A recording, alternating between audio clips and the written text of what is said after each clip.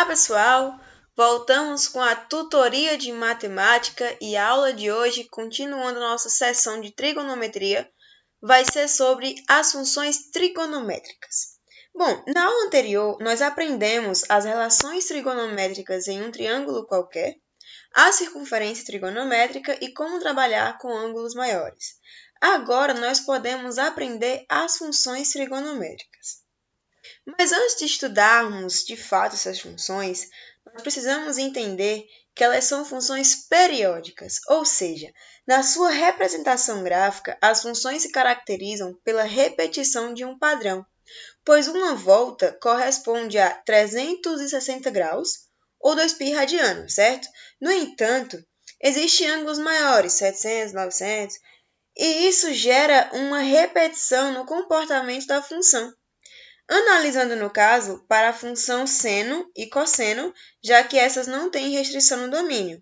Vamos ver mais adiante que o período da função tangente é diferente de 2π. Bom, agora nós podemos definir as funções trigonométricas. Na aula de hoje, nós vamos estudar as três principais funções trigonométricas, que são a função seno, cosseno e tangente. Vamos estudar primeiro a função seno. Classificamos como: a função seno é definida como uma função f de r em r, porque f de x é igual a seno de x. Por sua vez, é representada na circunferência trigonométrica através do eixo y. E observe os sinais dos quadrantes da função seno. A função seno, assume valores positivos para ângulos do primeiro e segundo quadrante, e valores negativos para ângulos do terceiro e quarto quadrante. A imagem da função seno é o intervalo -1 a 1. Isso é um fato conhecido, pois os valores que o seno pode assumir para qualquer valor de x podem variar apenas entre -1 e 1, já que a circunferência possui raio 1. E o período da função seno é 2π.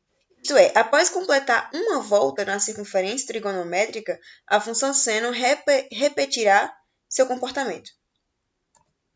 Esse é o gráfico da função seno. Note que, a partir de 2π, o comportamento da onda se repete. Vamos analisar agora a função cosseno. Classificamos como: a função cosseno é definida como uma função f de r em r, tal que f de x é igual ao cosseno de x, que, por sua vez, é representada na circunferência trigonométrica através do eixo x. Note os sinais dos quadrantes. A função cosseno é positiva para ângulos do primeiro e quarto quadrante e negativa para ângulos do segundo e terceiro quadrante. Assim como na função seno, a imagem da função cosseno também é no intervalo entre -1 e 1. E o período também é 2π. Note que a onda da função cosseno inicia em um pico, diferente da função seno, porém o período é o mesmo. A partir de 2π, a função se comporta com um padrão. Por último, vamos estudar a função tangente. A função tangente é definida como uma função r, tal que f de x igual a tangente de x. Mas vamos nos atentar ao domínio da função tangente, pois ela não está definida para pontos π/2 mais kπ, quando k pertence aos reais, isto é, os pontos simétricos de 90 e 270 graus. Vamos ver mais adiante o porquê que isso ocorre. Na circunferência trigonométrica, nós representamos a tangente da seguinte maneira. Traçamos uma reta paralela ao eixo y, cortando o ponto 1, 0. Após isso, fazemos uma continuação da hipotenusa do triângulo representado dentro da circunferência, até que essa toque na reta construída anteriormente. E a partir deste ponto em que se tocam, até o ponto 1, 0, chamamos de tangente em relação ao ângulo alfa. Observe também os sinais, em que a função tangente é positiva para ângulos do primeiro e terceiro quadrante, e negativa para ângulos do segundo e quarto quadrante. O domínio da função tangente é um pouco diferente das outras. Não existe tangente para ângulos localizados no eixo y. Isto é, sabemos que 90 graus, por exemplo, não possui tangente. A pergunta é, por que isso ocorre, Andressa? Bom, vamos nos atentar a esta fórmula. Diz que a tangente de alfa é igual ao seno de alfa dividido pelo cosseno de alfa. Nós sabemos que o cosseno de 90 graus é 0 e o seno de 90 graus é 1. Note que, sendo assim, nós teremos a tangente de 90 graus igual a 1 dividido por 0, o que é indeterminado. Por isso, não existe tangente de 90 graus, assim como em qualquer um dos pontos localizados no eixo y, como 270 e 450 graus.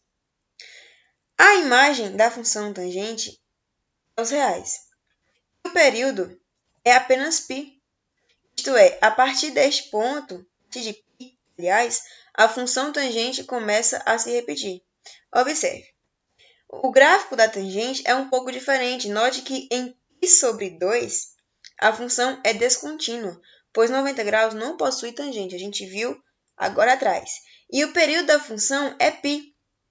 Ou seja, a partir desse ponto, a função se repete. Existe uma situação que provavelmente vocês encontrarão em diversos casos, que é o inverso das funções trigonométricas que acabamos de estudar. A primeira é o arcseno, isto é, você tem o seno e deseja saber a que ângulo pertence. No arco e cosseno, você já conhece o cosseno e vai encontrar o ângulo. E no arco e tangente também, você possui o valor da tangente e descobre o ângulo a partir desse valor. Bom, vamos agora resolver uma questão? Então, por exemplo, quais são as soluções da equação trigonométrica seno de 2x menos 1 meio igual a 0, que estão na primeira determinação? Note que essa equação é muito simples de resolver. Organizando, nós encontramos seno de 2x igual a 1 meio. Esse seno pertence a um ângulo notável. Lembra da tabela que vimos em aulas anteriores? Pois é, esse seno pertence a um ângulo notável e se você voltar para olhar, verá que pertence a 30 graus. Mas são dois ângulos que possuem o seno de 1 sobre 2 no período de 2π. Se você fizer a redução ao primeiro quadrante, verá que 150 graus é o ângulo simétrico a 30 graus. E por primeira determinação, nós entendemos como os quadrantes positivos do seno, que no caso são o primeiro e segundo quadrante. Então, o nosso outro ângulo que possui esse valor para seno é 150 graus. Note que a circunferência trigonométrica do seno é positiva apenas no primeiro e segundo quadrante. Por isso, o seno é positivo para esses dois ângulos. Vamos colocar esses ângulos em termos de π radiano e nós vamos encontrar a solução igual a π sobre 6 e 5π sobre 12. Agora, observe este caso. Uma quadra de tênis tem 23,7 metros de comprimento por 10,9 metros de largura. Na figura a seguir está representado o momento em que um dos jogadores dá um saque. Sabe-se que este atinge a bola no ponto a 3 metros do solo, e que a bola passa por cima da rede e toca o campo adversário no ponto C, a 17 metros do ponto B. Determine o ângulo alfa. Esta é a figura da situação que mostra o ângulo que queremos encontrar. O enunciado nos diz que a distância AB é igual a 3 metros, que BC é igual a 17 metros. Note que são os catetos adjacente e oposto, respectivamente. E com estes valores, nós podemos calcular a tangente do ângulo. Então, tangente de alfa vai ser igual a 17 sobre 3, igual a 5,67. Para encontrar o valor do ângulo, basta fazer alfa é igual a arquitangente de 5,67. Essa é uma função inversa que nós vimos agora há pouco. E assim nós vamos encontrar que o ângulo alfa é de aproximadamente 80 graus. Claro, com o auxílio de uma calculadora. Agora, observe este último exemplo. Se seno de x é igual a 3/5, com x maior ou igual que 0 e menor ou igual que π sobre 2, então o valor da tangente de x é. Esse é para você tentar resolver. Mas eu vou dar uma dica.